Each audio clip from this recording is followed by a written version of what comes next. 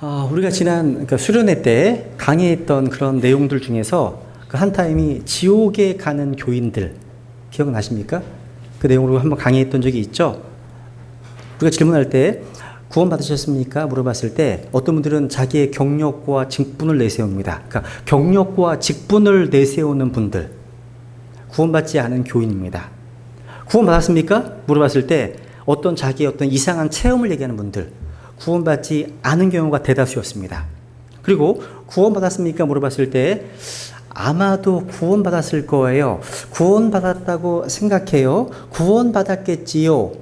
어쩌면 이런 것들 구원받지 못한 겁니다. 여러분 결혼하셨습니까? 결혼하신 분들한테 결혼했죠.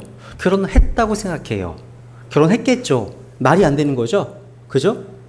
또 어떤 분들은 구원받으셨습니까? 물어보면 자기 얘기를 못하고 그냥 저 성경 다 믿어요. 이런 얘기를 많이 해요. 성경 다 믿는데요. 자기 얘기가 없어. 성경에 기록된 복음을 통해서 내가 자신이 예수 그리스도를 만났던 사건이 없는 거죠.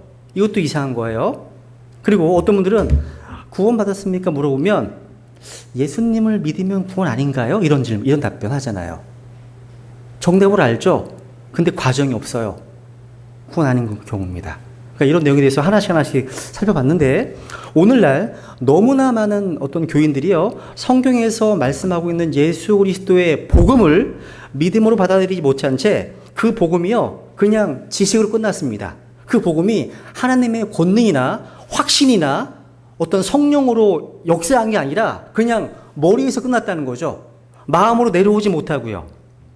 그래서 오늘 설교는요 그 주제 연장선상에서 우리나라 한국교회에 만연해 있는 그런 가르침 가운데 특별히 구원의 교리와 관련해서 많은 혼들을 지옥으로 보내는 거짓 교리들을 한번 복음 전도적인 측면에서 세 가지만 살펴보려고 합니다.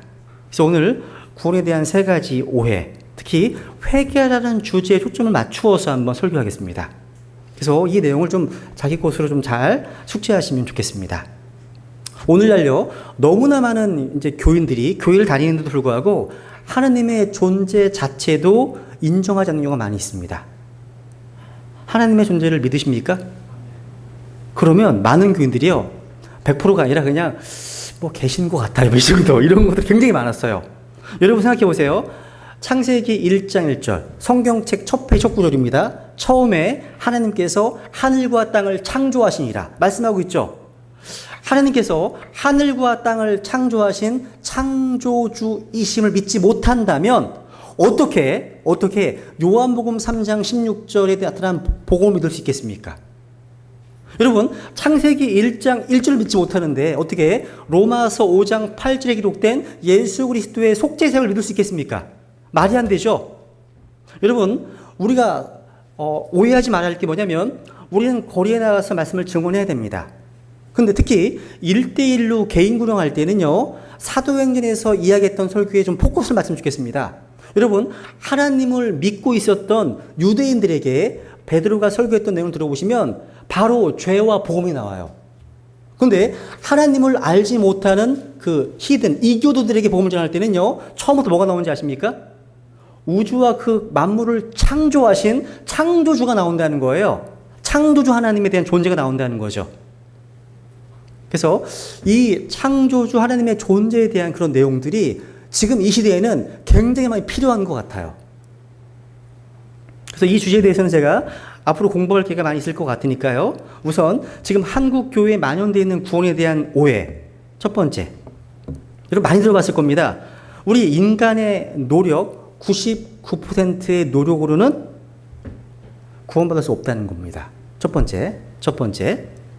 그러니까 여러분 우리가 살고 있는 이 사회는 좋은 어떤 가훈들이 많죠. 좋은 명언들이 많습니다. 뭐 고진감래, 고생 끝에 즐거움이 온다. 또 가화만사성, 집안이 화목하면 모든 일이 잘 된다. 이런 말이 있습니다. 그 중에서 오늘날 많은 사람들이 사용하고 있는 그런 가훈 중에 한 가지가 뭐냐면 이게 뭐예요? 그래서 진인사 대천명 뭐냐면 할 수 있는 일은 다 하고 최선을 다하고 하늘의 명을 기다린다라는 뜻입니다. 이걸 많이 붙여놨어요. 가정마다요. 근데 여러분 우리가 구원을 받는 데 있어서 이 진인사 대천명 이라는 말처럼 무책임한 말도 없을 것입니다. 최선을 다한다? 이런 말은 좋은 말이긴 하지만 여러분, 생명을 얻는 문제에 있어서는 불안합니다. 불안해요. 여러분, 사람이요, 하나님 앞에서 구원을 받고 의롭다함을 얻어서 천국에 들어가는 것에 대해서 최선을 다하겠습니다. 이런 말은 어떻게 들으면 좋은 말 같지만요, 그렇게 안 될 수도 있다고 하는 두려움도 포함되는 말이기도 합니다. 그렇죠? 그렇죠? 여러분, 병원에 가서 의사 선생님이요, 수술을 하실 때 항상 그럽니다. 최선을 다하겠습니다. 이런 말 많이 들어보시지 않으셨어요? 최선을 다하겠답니다. 근데 밖에서 기다리는 가족들은 어때요? 마음이 불안하고 초조해요. 그러고 나서 의사가 밖에 나와서 고개를 떨굽니다. 최선을 다했습니다만, 이런 거. 최선을 다했습니다만. 어떤 구원받은 그 성도님은요, 6년 전에 혈액암 진단을 받고서요, 투병 생활하는 중에요, 병원 의사로부터 골수 이식 수술을 받으면 99% 완치된다는 말을 듣고 막대한 돈을 들여서 수술을 받았습니다. 얼마 동안 건강이 회복되는 것처럼 보였지만 다시 재발해서 결국 세상을 떠났습니다. 여러분, 99% 낫는다고 했지만 99%는 100%가 아닙니다. 그러니까 1% 차이지만 99%는 뭔가 부족한 데 비해서 100%는 뭐예요? 부족함이 없는, 그야말로 완전한 거죠. 근데 우리 사이에 100%가 있습니까? 없어요. 여러분, 100% 나는 약 보셨어요? 100% 완전한 수술 보셨습니까? 없습니다. 그저 뭐예요? 최선을 다한다는 것뿐 아닙니까? 최선을 다한다는 거죠. 근데 여러분, 하나님은요, 우리가 받는 구원에 있어서 언제나 100%를 요구하십니다. 100%를 요구하신다는 거죠. 하나님 앞에서는요, 100%가 아닌 것은 하나도 없는 것과 마찬가지예요. 왜냐하면 천국과 지옥의 중간은 없기 때문이죠. 100% 의로움, 100% 순전함, 100% 온전함, 이것이 하나님 우리에게 요구하시는 조건이라는 거죠. 마태복음 5장 48절에 보시면, 그러므로 하늘에 계신 너희 아버지께서 완전하신 것 같이 너희도 완전하라. 또 옛사람들이 말한 바 너는 살인하지 말라. 누구든지 살인하는 자는 심판의 위험에 처하게 되리라 한 것을 너희가 들었으나 나는 너희에게 이르노니 누구든지 까닭 없이 자기 형제에게 화를 내는 자는 심판의 위험에 처하게 되고, 누구든지 자기 형제에게 라가라고 말하는 자는 공의 위험에 처하게 되거니와, 누구든지 너 어리석은 자여 하고 말하는 자는 지옥불의 위험에 처하게 되리라. 이게 천연왕국의 헌법입니다. 이것을 지금 우리에게 적용한다면 어떻게 되겠습니까? 아마 대부분 지옥불 가실걸요? 여러분, 인생 가운데 바보란 말 한 번도 안 해봤습니까? 너 바보 아니야? 이런 말 안 해보셨습니까? 참 무서운 말이죠. 여러분, 누가 이렇게 될 수 있습니까? 어리석은 자라고 했다고 해서 지옥불에 들어간다면 우리 중에 지옥에 안 갈 자가 누가 있겠습니까? 또 마태복음 27절에 보시면, 옛사람들이 말한 바 너는 간음하지 말라는 것을 너희가 들었으나 나는 너희에게 이르노니 누구든지 여자를 보고 그녀에게 음욕을 품는 자는 이미 마음속으로 그녀와 간음하였느니라. 여기서 예외되는 분 있습니까?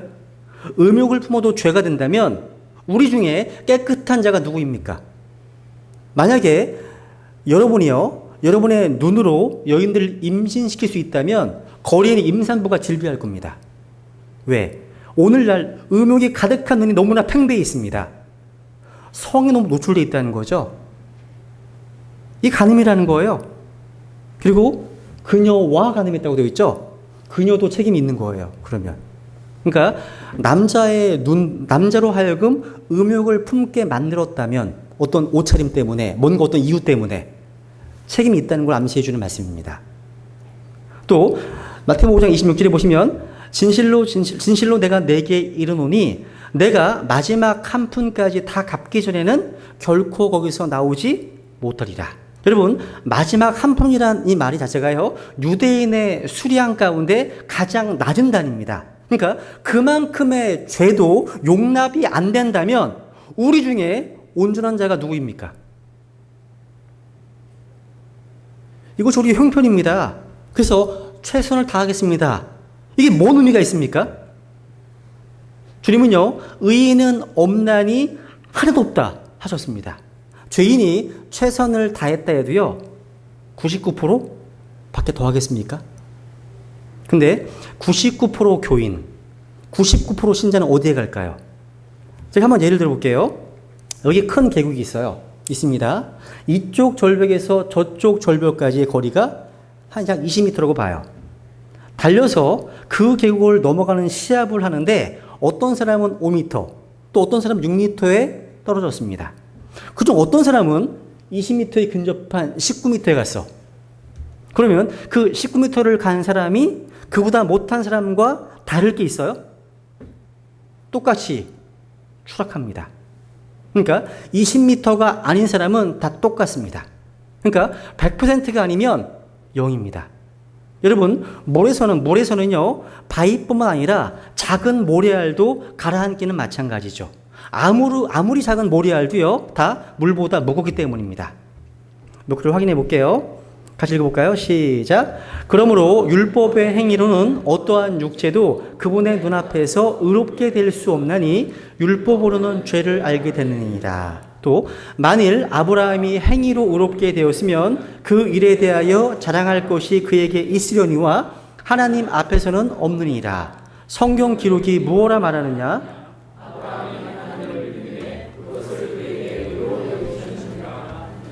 분명합니다. 그죠?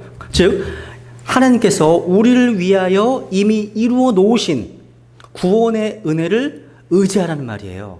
하나님께서는요, 우리가 구원을 받을 수 있도록 아주 막대한 희생을 치르셨습니다. 바로 하나님의 독생자 예수 그리스도께서 십자가에 못 박혀 죽으신 것입니다. 주님은요, 이 주님의 죽으심이 우리를 구원하는 데 있어서 온전한 희생 제물이고 충분한 대가라고 선언하셨습니다. 그래서 히브리서 10장 10절 보면 바로 이 뜻으로 말미암아 예수 그리스도의 몸이 단 한 번 영원히 드려짐을 통해 우리가 거룩히 구별되었노라. 우리가 거룩히 구별되었다라고 말씀하십니다. 또 14절에 보시면 그분께서는 거룩히 구별된 자들을 단 한 번 헌물을 드림으로 영원토록 완전하게 하셨느니라. 우리가 영원히 완전하게 되었다고 말씀하십니다. 또 17절에 보시면 같이 읽어볼까요? 시작. 또 내가 그들의 죄들과 불법들을 다시는 기억하지 아니하리라 하셨느니라. 이제 이것들의 사면이 있는 곳에서는 다시는 죄로 인한 헌물이 없느니라. 죄로 인해서 다시 헌물을 드릴 것이 없다고 하시는 것은 이미 예수 그리스도의 십자가에서 이미 모든 죄값을 다 받으셨다는 뜻입니다. 그렇기 때문에 우리는 이제 예수님의 십자가 희생과 그 보혈을 의지해서 하나님께 나아가는 자는 그가 누구이든 간에 100% 구원을 받는 것입니다. 이제 성경 목줄만 더 확인하고 넘어가겠습니다.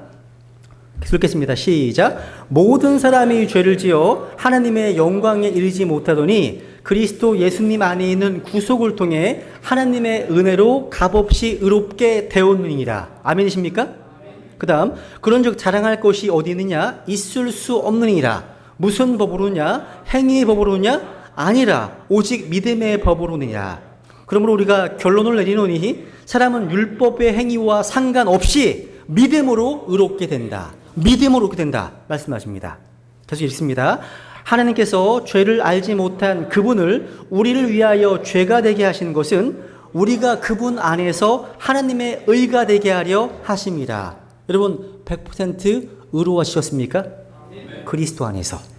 그 다음 사람이 율법의 행위로 의롭게 되지 아니하고 오직 예수 그리스도의 믿음으로 되는 줄 알므로 우리도 예수 그리스도를 믿었다니 이것은 우리가 율법의 행위가 아니라 그리스도의 믿음으로 의롭게 되고자 함이라. 율법의 행위로는 어떠한 육체도 의롭게 될 수 없느니라. 너무 단순하죠, 그죠? 그 다음 너희가 믿음을 통해 은혜로 구원을 받았나니 그것은 너희 자신에게서 난 것이 아니요 하나님의 선물이니라. 행위에서 난 것이 아니니 이것은 아무도 자랑하지 못하게 하려 함이라. 분명합니다. 두 번째로 그러면 이제 한국 교회에 만연되어 있는 구원에 대한 오해 두 번째로 그러면 회개하면 죄가 사면되는가 하는 오해가 있어요. 회개에 대한 오해가 있다는 사실이에요. 여러분, 사람은 누구나 다 죽습니다. 그리고 그 후에는 하나님의 심판이 있습니다. 한 번 죽은 것은 사람들에게 정해진 것이요, 이것 뒤에는 심판이 있습니다. 죽음 저편에는요, 하늘나라와 지옥이 있을 뿐 그 중간은 없습니다. 제가 이스라엘 지도를 그려봤죠, 수련회 때. 그죠? 요단 건너가게 되면 둘 중에 하나예요. 하나입니다. 마찬가지예요. 하나님은 빛과 어두움을 나누셨을 뿐 그 중간을 두지 않으셨습니다. 또 하나님은요, 중간에서 머뭇거리는 것을 싫어하십니다. 또 차지도 않고 덮지도 않은 미지근한 거에 대해서 엄중히 경고하고 계십니다. 사람은 누구나요, 구원을 받아서 천국에 가든지 아니면 멸망을 받아서 지옥 가든지 둘 중에 하나에 속하게 됩니다. 이게 얼마나 두렵고 무서운 일입니까? 여러분, 북한에서 미사일 쏴서 죽는 것보다요, 여러분 지옥 가는 게 훨씬 두려운 거 아세요? 다행히 우리가 구원을 받아서요, 아름다운 저 하늘에서요, 주님과 영원히 기쁨을 누린다면 그보다 더 좋은 일이 없겠지만, 만약에 구원받지 못한 사람으로 드러나서 하나님의 영광을 떠나서 지옥에서 영원한 멸망의 형벌을 받아야 한다면 그것처럼 두렵고 기가 막힌 일이 어디 있겠습니까? 근데 일이 이렇게 중함에도 불구하고요, 어떤 때는 구원받은 것 같고 또 어떤 때는 구원받지 않은 것 같다고 말하는 사람을 볼 때 참으로 가슴 아픕니다. 그런 거 많이 만나봤어요. 여러분, 교회에 열심히 다니시는 어떤 집사님과 복음 전도자의 대화를 통해서 한번 생각해 보세요. 이 복음 전도자가 이렇게 물었습니다. 그분에게. 예수님을 믿으십니까? 예. 저는 수십 년 전부터 예수님 믿어왔습니다. 예수님께서 왜 십자가에 못 박혀 돌아가셨는지 말씀해 주시겠습니까? 예. 예수님은 저의 죄를 대신해서 십자가에 못 박혀 피 흘리고 돌아가셨습니다. 이렇게 얘기했습니다. 그것을 진실로 믿으십니까? 예, 저는 진실로 믿습니다. 아마 여러분들은 여기서 끝나지 않을까 싶어요. 대부분 여기서 끝나지 않으세요? 아, 형제님 감사합니다. 반갑다고. 한 건 더 나갔어요, 이분은요. 보세요. 그렇다면 이제 하나님 앞에서 그 죄의 문제를 모두 해결받으셨겠습니다. 그렇습니까? 그 집사님은 눈을 크게 뜨고 대답했습니다. 무슨 그런 말씀을. 저는 하나님 앞에서 늘 부족한 죄인입니다. 왜 그렇다고 생각하십니까? 예수님께서 집사님의 모든 죄를 대신하셨다면 왜 부족한 죄인입니까? 그 다음 답변이 과간입니다. 예수님께서는 제가 주님을 믿을 때까지의 죄는 용서해 주셨지만 그 후에 짓는 죄는 항상 회개함으로 용서받아야 한다고 믿기 때문입니다. 그 다음 잘 보세요. 그래서 지금도 죄인으로 계십니까? 예, 저는 그래서 날마다 새벽마다 집회 시간에 나가서 눈물을 흘리며 회개하고 있습니다. 그 집사님은요, 아주 심히 겸손한 모습으로 허리를 굽혀 말했답니다. 집사님은 모든 죄를 다 회개하셨습니까? 답변을 못하십니다. 불과 같은 눈으로 우리의 심령을 꿰뚫어 보시는 하나님 앞에서 회개하지 못한 죄는 하나도 없습니까? 작은 목소리로요, 회개하지 못한 죄가 조금은 있는 것 같습니다. 지금 주님께서 이 땅에 재림하신다면 주님을 맞으실 확신은 있으십니까? 답변을 못해요. 못합니다. 지금 죽는다면 천국에 갈 확신은 있으십니까? 답변을 못하십니다. 그래서 이 이벤젤리스트께서 다시 묻습니다. 다시 확실하게 물었습니다. 구원을 받으셨습니까? 아니면 못 받으셨습니까? 자신이 없는 목소리로요, 어떤 때는 구원받은 것 같고 어떤 때는 구원받지 못한 것 같습니다. 그 전도자는 이렇게 말씀드렸습니다. 집사님은 구원받지 못하신 게 틀림없습니다. 왜냐하면 죽음 저편에는 천국과 지옥이 있을 뿐 중간이 없기 때문입니다. 또 죄가 마지막 한 푼까지 남아있다면 지옥에서 결코 나올 수 없다고 말씀하셨기 때문입니다. 오늘날요, 그 기독교인들 중에 이러한 어정쩡한 믿음을 갖고 계신 분들이 참 많이 있어요. 그 중에서 가장 큰 함정이 뭐냐면 회개하면 죄값이 지불된다. 죄가 사면된다. 죄가 용서된다는 생각입니다. 여기서 어떻게 보면 가장 안전한 사단의 도구일 수 있습니다. 여러분, 구원을 받으려면 반드시 회개가 필요합니다. 하지만 회개 그 자체가 죄를 용서하고 죄값 지불되는 도구는 아닙니다. 예를 들어 보겠습니다. 강도짓을 하다가요, 붙잡힌 한 죄인이요, 재판관 판사 앞에서 통곡을 합니다. 그러면서 자기 죄를 회개하고 뉘우쳤습니다. 그러면 재판관이 그 죄인의 눈물을 흘리는 걸 회개하는 것을 보고서 용서해 줍니까, 그를요? 아닙니다. 그 죄인이 눈물을 회개하는 일은 당연한 마땅한 일입니다. 하지만 그가 그 죄 때문에 형벌 받아야 하는 것은 또 다른 별개의 문제예요. 판사는요, 법에 따라서 공정하게 재판에서 판결할 것입니다. 그 죄인은요, 자기의 눈물과 회개에 상관없이 법에 따라서 형벌을 받아야 됩니다. 이것이 공입니다. 공입니다. 하나님은 공의 하나님이십니다. 이 사람이 형량을 다 마치고 나오면 판사가 또 그를 붙잡아다가 재판하겠습니까?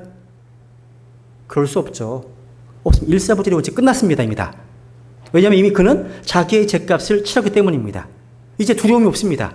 그 때문에 죄 용서는요, 회개에 있는 게 아니라 그 죄에 대한 대가를 치르는 데 있다는 거예요. 하나님은요, 죄의 싹이 뭐라고요? 사망이라고 말씀하셨습니다. 죄의 싹에 대해서 다른 거 말씀하신 적이 없어요. 오직 죽음과 영원한 형벌이 있을 뿐입니다. 그런데 하나님은 또한 사랑의 하나님이십니다. 하나님께서는요, 하나님의 공의와 상충되지 않는 방법으로 하나님의 공의도 이루시고 우리에 대한 사랑도 보여주시기 위해서 자기 독생자를 보내셨습니다. 그래서 예수 그리스도께서 우리를 구원하시기 위해서 이 세상에 오셨습니다. 우리를 대신해서 죽으셨습니다. 그래서 우리의 죄값을 다 갚으셨습니다. 그래서 예수 그리스도의 죽으심은 바로 우리가 죽은 거예요. 똑같습니다. 그럼 우리가요, 하나님 앞에서 우리의 다 치른 것이 되었다는 거죠. 죄값을 다 치렀기 때문에 다시는 죄 때문에 두려워할 필요가 없게 된 것입니다. 여기서 중요한 게 한 가지 있습니다. 중요한 사실이 있습니다. 주님께서요, 우리의 죄를 담당하실 때 우리의 모든 죄를 담당하셨다는 사실입니다. 모든 죄예요. 많은 사람이요, 많은 교회 다니는 분들이요, 지나간 과거의 죄는 용서되었지만 이후부터 범하는 죄는 자기가 회개하거나 눈물로 해결해야 한다고 생각합니다. 너무나 많아요, 그런 분들이요. 한번 생각해 보세요. 여러분, 예수님의 십자가에서요, 우리의 죄가 용서되는데 그 예수님의 십자가는요, 지금부터 약 1900년 전의 사건입니다. 맞죠? 그 십자가를 기점으로 볼 때 우리의 죄 가운데 주님의 십자가로부터 미래의 죄가 아닌 것이 어디 있겠습니까? 현 시점에서 볼 때나 과거, 현재, 미래가 있지 1900년 전에 그 갈보리 십자가에서 보면 모두가 다 미래의 죄예요. 미래의 죄입니다. 그런데 어떤 건 용서받고 어떤 건 용서받지 못할 수가 있습니까? 여러분, 사도 바울의 죄도 주님의 십자가에서 보면 미래의 죄였습니다. 동의하십니까? 그래서 과거, 현재, 미래의 모든 죄를 예수님께서 다 지불하신 겁니다. 죄값을 다 지불하신 거예요. 끝났어요.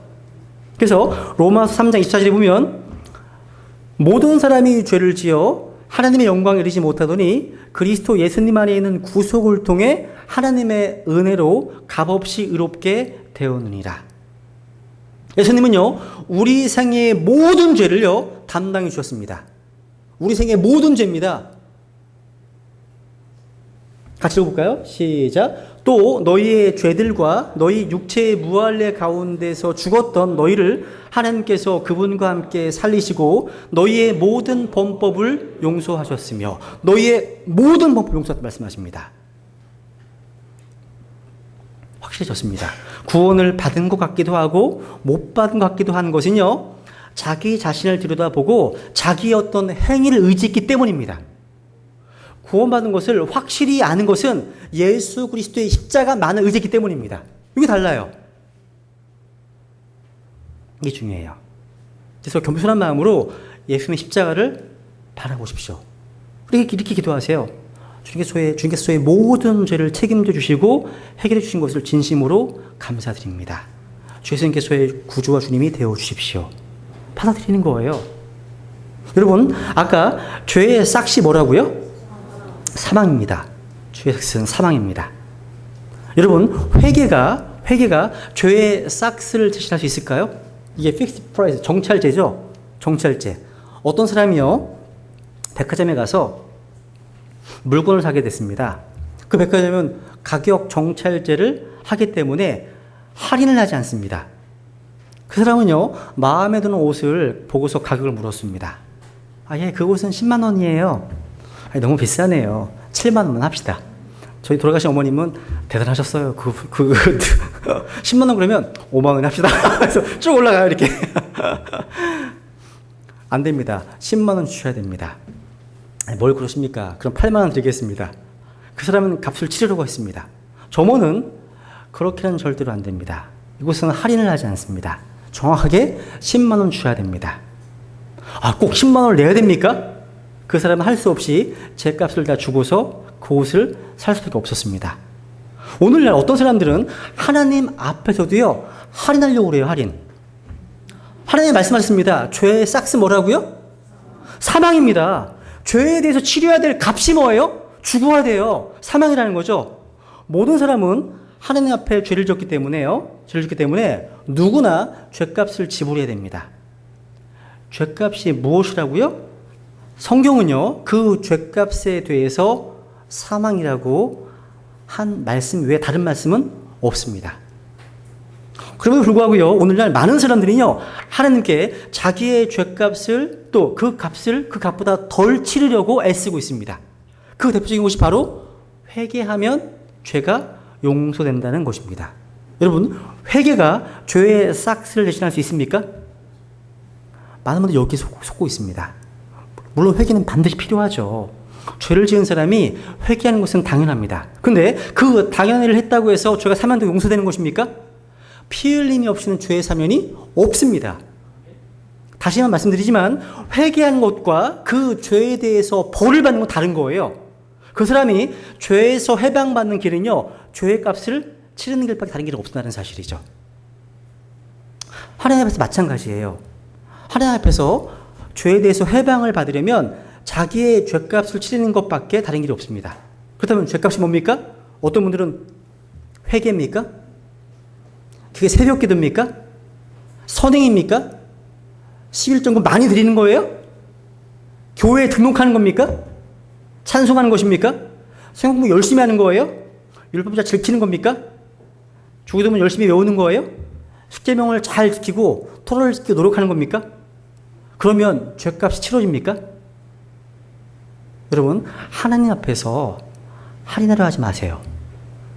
죄에 대한 판결은 죄인이 내리는 게 아니에요. 오직 재판장께서 내리는 겁니다. 재판장께서는 이렇게 언도하셨습니다. 죄의 싹은 사망이라고요. 죄의 싹은 오직 사망일 뿐입니다. 사망 이외에 죄의 값을 지불하는 길은 없습니다. 할인되지 않는다는 거죠. 그렇기 때문에 이제 자기의 노력을 멈추십시오. 죄의 싹은 행위가 아니에요. 행위가 아닙니다. 그러니까 겸손한 마음으로 무릎을 꿇고요, 예수님의 십자가를 바라보시라는 거예요.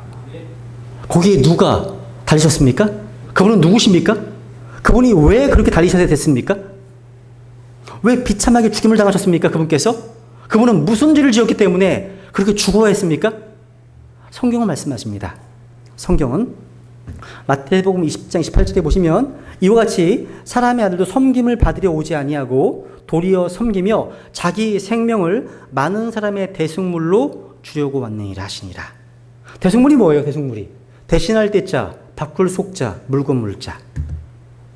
그것은 다른 사람을 대신해서 죽어주는 희생 제물이라는 뜻입니다. 예수님께서 대속물이 되셨습니다. 예수님은 우리가 죽어야 될 것을 대신 죽어주셨습니다. 여기에 놀라운 신비가 있습니다. 예수님이 우리를 대신해 죽으신 것은 우리가 죽은 것과 동일한 겁니다. 우리가 죽은 거예요. 우리는 이미 죽은 거예요. 예수님께서 나를 위해 죽으셨습니다. 그것은 바로 나와 함께 죽으신 거예요. 의로우신 분으로서 죄인을 대신해 죽으셨다는 건 뭐냐면 내가 그리스도와 함께 죽은 거예요. 같이 죽은 겁니다. 그래서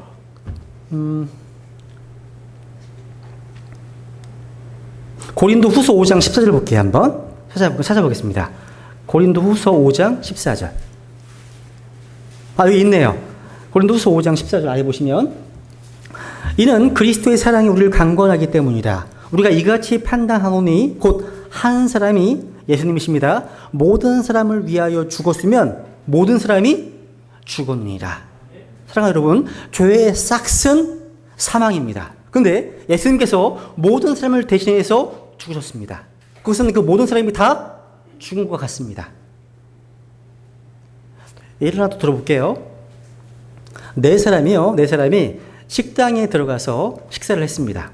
그 중에 한 사람이요, 식대를 다 지불했을 때 다른 세 사람도 역시 식대를 지불한 것이 되지 않습니까? 똑같습니다.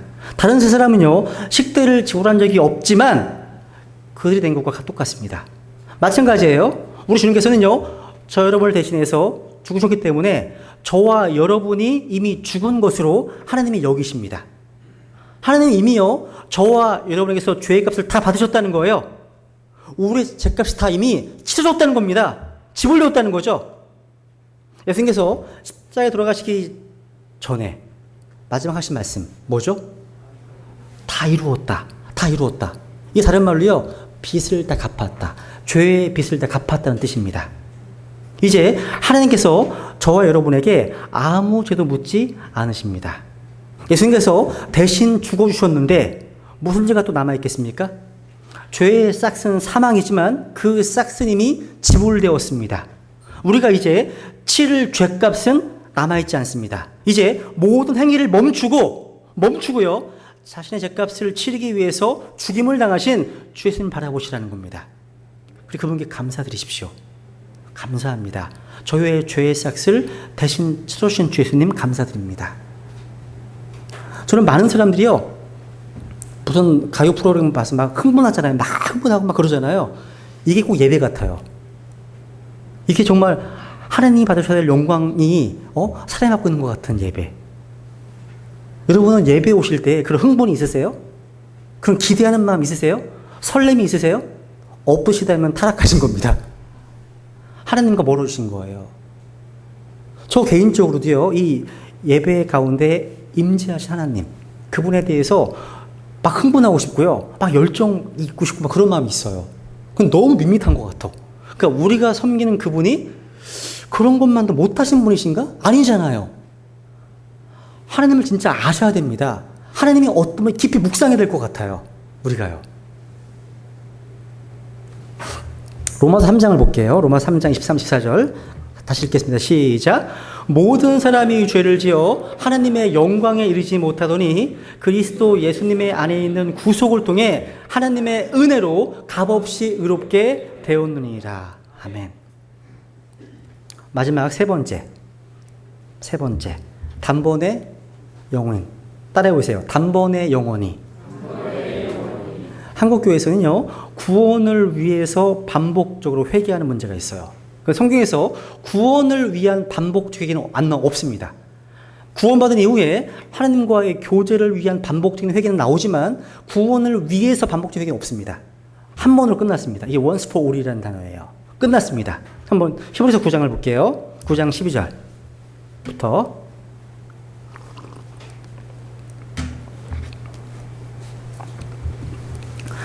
염소와 송아지의 피가 아니라 자기 피를 힘입어 단 한 번 거룩한 곳에 들어가사 우리를 위하여 영원한 구속을 얻으셨느니라. 영원한 구속.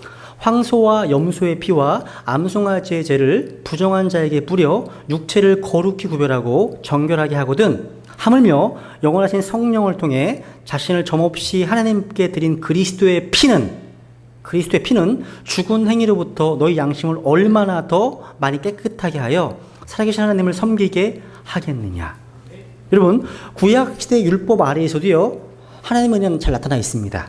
율법에 의하면 죄를 지은 사람은 마땅히 형벌을 받고 죽음을 당할 수밖에 없습니다. 그런데 그가 그의 죄에서 벗어날 수 있는 길은 하나님이 예배해 주셨는데 어떤 다른 동물을 희생 제물로 가져다가 속죄제, 그러니까 죄 헌물을 드리는 것이었습니다. 그러니까 그가 그 속죄양의 머리에 손을 얹게 되는데 이때 그의 죄가 그 속죄양의 머리에 옮겨가게 됩니다. 한번 레위기 16장 21절 읽어볼게요. 시작. 아론은 살아있는 염소의 머리에 두 손으로 안수하고 그 염소를 향해 이스라엘 자손의 모든 불법과 그들의 모든 죄로 말미암은 그들의 모든 범법들을 자백하며 그것들을 염소의 머리에 두고 광야로 보낼지니. 여기 보시면 이 속죄염소, 스케이프고트, 속죄염소에 대한 말씀인데요. 이 속죄염소는요, 그 사람의 죄를 대신 짊어지고 죽임을 당하는 것입니다. 그러면 자기의 죄에서 해방됩니다. 하나님께 나갈 수 있게 되는 거죠. 이것이 구약의 제사법입니다. 그런데 이 구약의 제사법은요, 문제가 하나 있습니다. 그 사람이 또다시 죄를 짓는다면 어떻게 되냐 하는 거예요. 어떻게 될까요? 성경은요, 히브리 10장 4절에 보시면 그러나 그 희생물들에는요 해마다 죄들을 다시 생각나게 하는 것이 있나니 황소와 염소의 피가 죄들을 제거하는 것은 불가능하다 말씀하십니다. 양이나 염소 또는 황소의 피가요 그 사람의 지난 죄에 대해서는 속죄할 능력이 있지만 또다시 있는 죄에 대해서는 전혀 무력했습니다. 그 때문에 그는 죄를 지을 때마다 희생 제물을 드리지 않을 수 없었습니다. 구약의 역사가 이를 증명해주고 있지 않습니까? 약 1500년 동안 계속해서 수많은 양과 염소를 죽여서 희생 제물로 제사를 드려왔습니다. 만약에 이 하나의 양으로 모든 죄를 용서를 씻었다면 그 한 양으로 모든 제사를 마쳤을 것입니다. 그런데 양이나 염소의 피로는요 그럴 만한 능력이 없기 때문에 수만 마리의 짐승이 죽어야 했던 것입니다. 왜? 황소와 염소의 피가 죄들을 제거하는 것은 불가능하기 때문입니다. 그렇다면 왜 양이나 염소가 인간의 죄를 영원히 속죄할 수 없을까요? 왜요?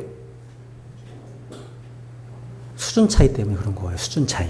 그것은 양이나 염소가요 인간보다 수준 이하이기 때문이라는 거죠. 어찌 한날 양이나 염소가 죽는다고 해서 인간의 모든 죄가 용서될 수 있습니까? 인간은요 양이나 염소로 구원받기에는 너무나 존귀한 자입니다. 즉 사람과 동물은요 너무나 큰 차이가 있는 것입니다.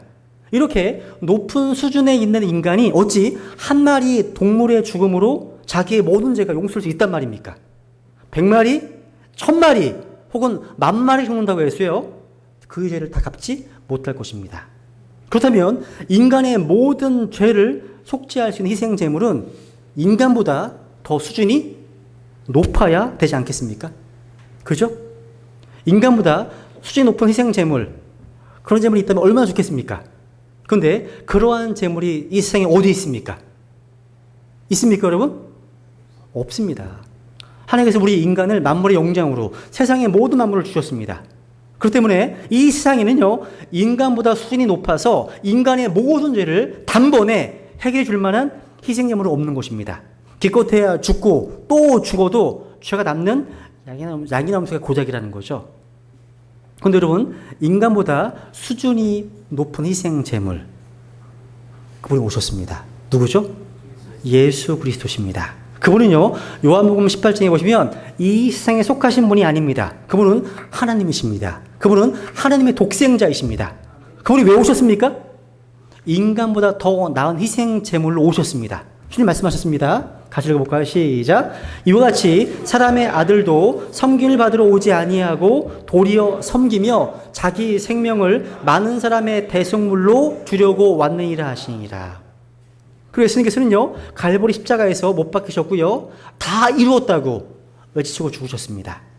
그리고 하나님께서는요 예수님께서 인간의 모든 죄를 다 갚으셨음을 증명하기 위해서 다시 부활하셨습니다. 죄값을 다 갚았으면 더 이상 감옥에 있을 필요가 없습니다. 주님께서 부활하지 못하시고 아직까지 못 오고 계시다면 우리의 죄가 아직 해결이 안 된 거예요. 안 된 겁니다.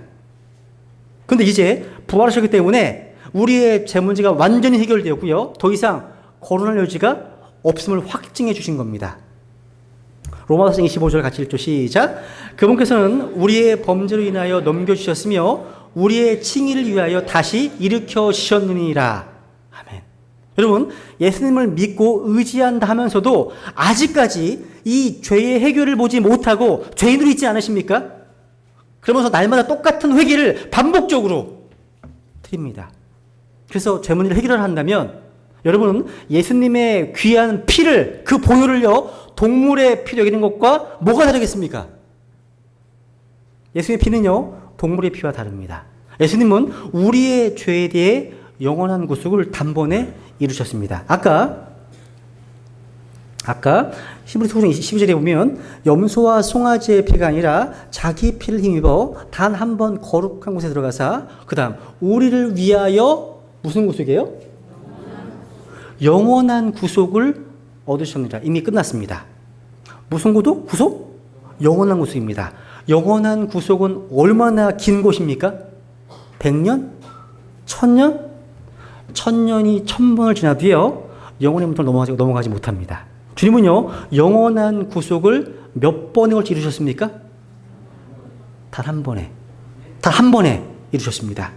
예수님께서는요, 동물과 같이 죽고 또 죽고 또 죽고 하실 필요가 없습니다. 왜냐하면 미래의 죄까지 담당하신 인간보다 더 나은 희생제물이기 때문입니다.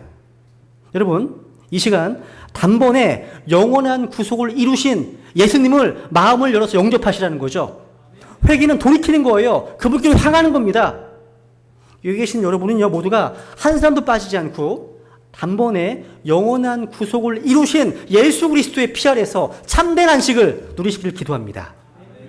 그래서 하나 더 읽어볼까요? 시작. 또 내가 그들의 죄들과 불법들을 다시는 기억하지 아니하리라 하셨느니라.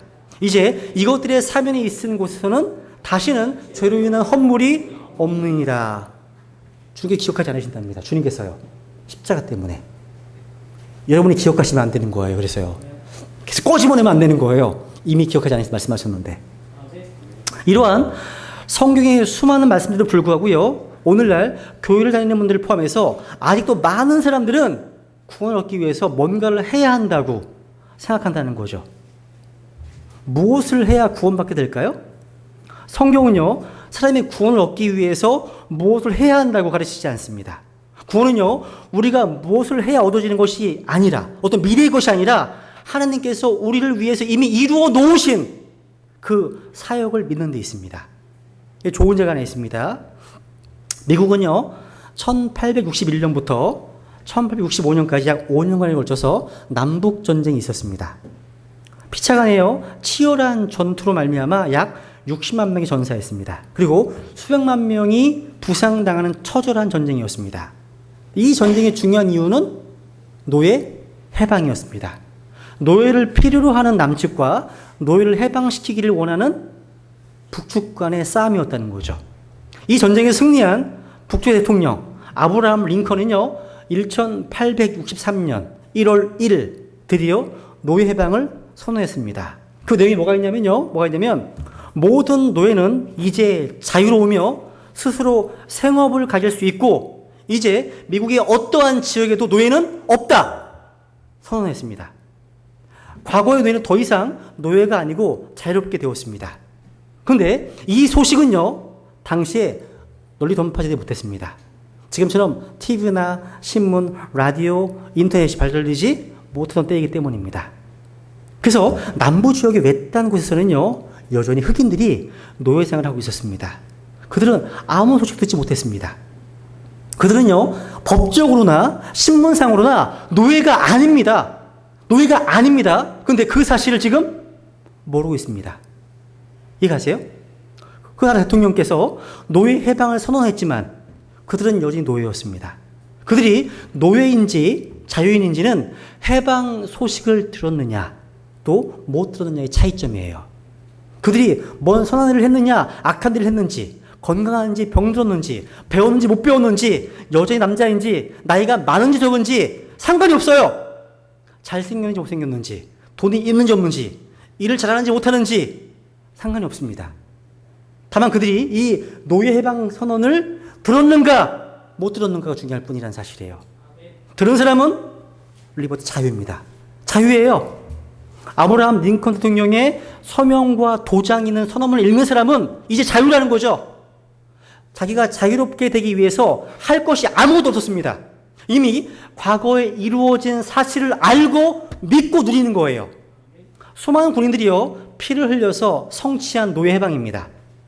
어떤 노예가 이 노예방 선언을 읽고도 그냥 노예로 산다면 그는 정신병자일 겁니다. 온전한 사람이라면 누구나 자유를 누릴 거란 사실이죠.